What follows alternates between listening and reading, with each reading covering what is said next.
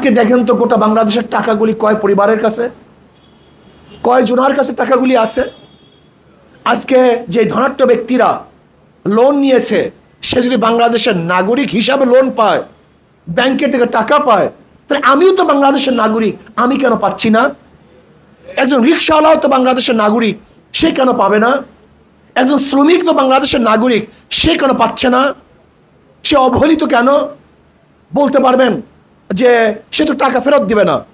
আমি প্রশ্ন করব, আপনি দেখুন আজকে যারা অল্প ঋণ নেয় তাদের টাকার ফেরতের পরিমাণ সবচেয়ে বেশি, কিন্তু যারা হাজার কোটি টাকা ঋণ নেয় তারা ঋণ খেলাপি সবচেয়ে বেশি। এদেশের গরিব, শ্রমিক, মজদুর, জেলে তাঁতি কুলিরা ঋণ খেলাপি না, বরং যারা হাজার হাজার কোটি টাকার মালিক তারাই ঋণ খেলাপি। ওরা আত্মসাৎ করেছে, ব্যাংক লুটপাট করেছে, চুরি ডাকাতি করেছে।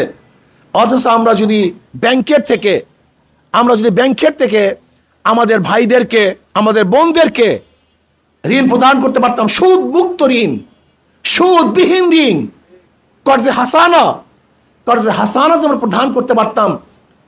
যে রিক্সাওয়ালা রিক্সার প্রয়োজন, ইসলামী আন্দোলন বাংলাদেশ ইসলামী অর্থনীতি অ্যাপ্লাই করলে সেই রিক্সাওয়ালাকে ঋণ দিয়ে, সুদ মুক্ত ঋণ দিয়ে তাকে রিক্সা কেনার ব্যবস্থা করে দিবে।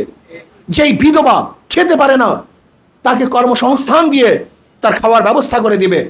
যেই মিসকিন এবং ইয়াতিম চলতে পারে না, ফিরতে পারে না, ইসলামী আন্দোলন বাংলাদেশ ইসলামী অর্থনীতি অ্যাপ্লাই করে ওই মিসকিন এবং ইয়াতিমের জিম্মা সরকার গ্রহণ করবে।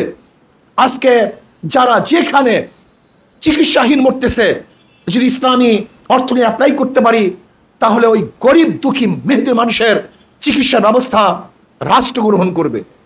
তার মানিটা কি হলো?